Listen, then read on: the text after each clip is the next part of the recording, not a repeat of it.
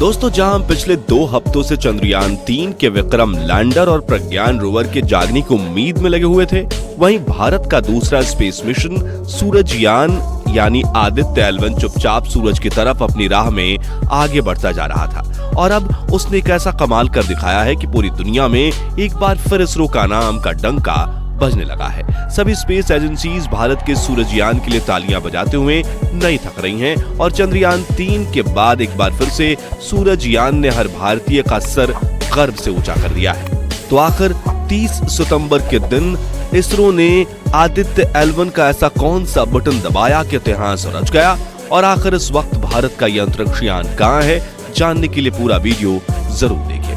दोस्तों, 2 सितंबर के दिन जहां एक और चंद्रयान 3 का लैंडर और रोवर चंद्रमा पर अपने रिसर्च मिशन में झंडे गाड़ रहे थे, वहीं दूसरी ओर इसरो के वैज्ञानिक अपने सूर्ययान को लॉन्च करने की तैयारी में लगे हुए थे। और देखते ही देखते इसरो के बाहुबली रॉकेट PSLV ने हमारे सूरजयान को लॉन्च करते हुए धरती की निचली कक्षा में ले जाकर स्थापित कर दिया। अब यहां से अपने मंजिल तक पहुंचने के लिए आदित्य L1 को बिना रुके थकाने वाले लंबे सफर को तय करना था, जिसमें से पहले तो पृथ्वी के चक्कर लगाते हुए अपनी ऑर्बिट को समय समय पर बड़ा करना था और आखिर में अर्थ के स्फीयर ऑफ इन्फ्लुएंस को छोड़कर पृथ्वी से 15 लाख किलोमीटर दूर लैग्रेंज पॉइंट 1 की तरफ जाने वाला गैलेक्टिक हाईवे पकड़ना था।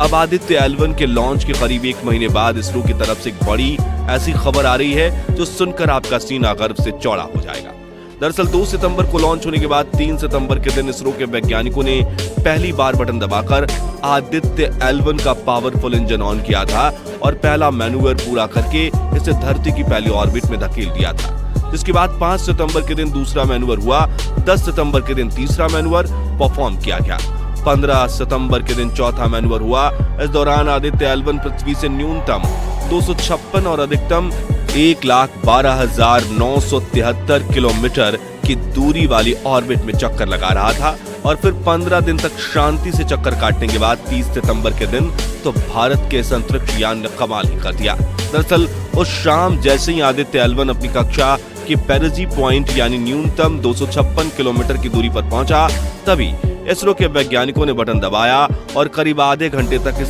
शक्तिमान स्पेसक्राफ्ट के इंजन को फायर किया, जिससे इसने अर्थ के स्फीयर ऑफ इन्फ्लुएंस को छोड़कर अपने मंजिल यानी लैग्रेंज पॉइंट 1 की तरफ जाने वाला लंबा गैलेक्टिक हाईवे पकड़ लिया। आपको बता दें कि धरती की गुरुत्वाकर्षण सीमा छोड़ना काफी मुश्किल काम होता है, क्योंकि इस दौरान अगर कुछ सेकंड्स पहले या कुछ सेकंड्स लेट भी इंजन फायर किया गया तो 40,000 किलोमीटर प्रति घंटे की रफ्तार से चल रहे स्पेसक्राफ्ट को पृथ्वी का गुरुत्वाकर्षण या तो सतह की तरफ धकेल कर वातावरण में ही जला देगा या फिर कहीं दूर डीप स्पेस में फेंक देगा। इस दौरान इन स्पेसक्राफ्ट के पास इतना फ्यूल भी नहीं होता कि वे खुद को संभालते हुए फिर से अपनी ऑर्बिट पकड़े। इसी वजह से आउट ऑफ कंट्रोल होकर कहीं खो जाते हैं और पूरा मिशन धरा का धरा रह जाता है। आपको यह जानकर हैरानी होगी कि इस तरह से रोटेशन करते हुए पृथ्वी की सीमा को छोड़ने में पूरी दुनिया में इसरो ही सबसे ज्यादा माहिर स्पेस एजेंसी है, क्योंकि पहले तो इसने अपने मार्स ऑर्बिटर मिशन यानी मंगलयान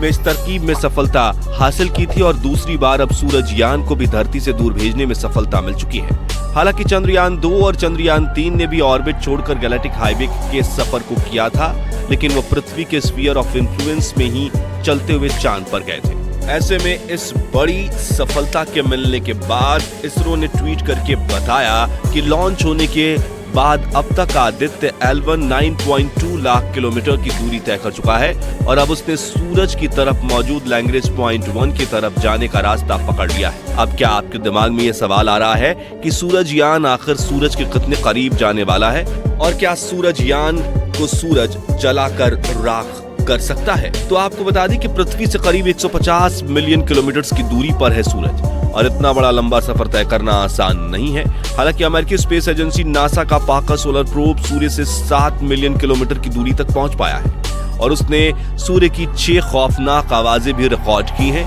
जिसे आप डिस्क्रिप्शन में दी गई लिंक से सुन सकते हैं। खैर, भारत की बात करें तो भारत आदित्य L1 को सूर्य के इतना करीब नहीं भेजने वाला है, बल्कि इसरो ने अंतरिक्ष में एक ऐसा पॉइंट ढूंढ निकाला है जिसे हेलो ऑर्बिट में आदित्य L1 अपने अगले कई साल तक बिना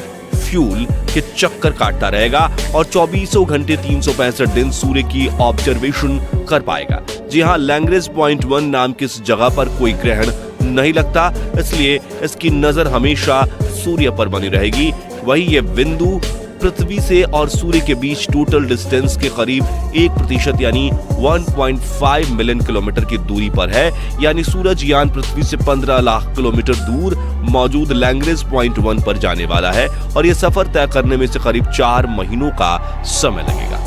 यानी कि 2 सितंबर को रिलीज हुआ यह यान 2 नवंबर से लेकर 5 दिसंबर